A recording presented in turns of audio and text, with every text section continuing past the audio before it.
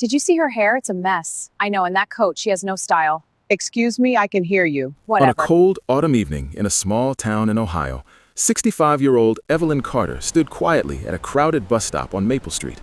Her silver curls rested neatly beneath a faded navy hat, and her long, slightly worn wool coat wrapped tightly around her thin frame as she leaned on her wooden cane.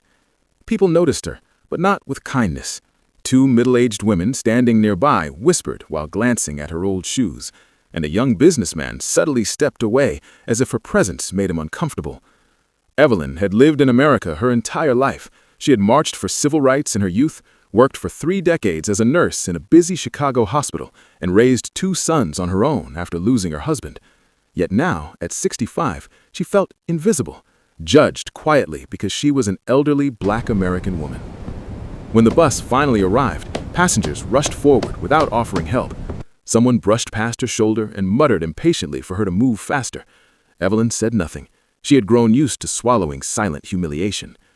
Inside the bus, there was only one empty seat left, and a teenage girl sat beside it, headphones on, lost in her phone.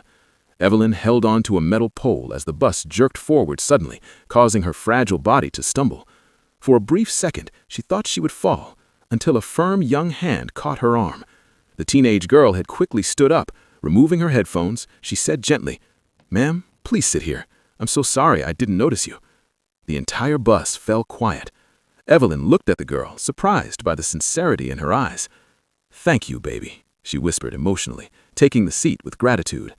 As the ride continued, the girl stood beside her and softly explained that her grandmother used to tell her stories about strong women who fought for equality and paved the way for future generations.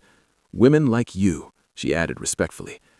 Evelyn's eyes filled with tears, not from weakness, but from being seen, truly seen for the first time that evening. When the bus reached her stop, the girl helped her step down carefully. On the sidewalk, under the dim streetlight, she hugged Evelyn warmly, without hesitation or embarrassment. Passengers watching from the windows saw something shift. What they had overlooked moments earlier was now visible, a woman of strength, history, and dignity. As the bus drove away, Evelyn felt a warmth in her chest that the cold wind couldn't touch.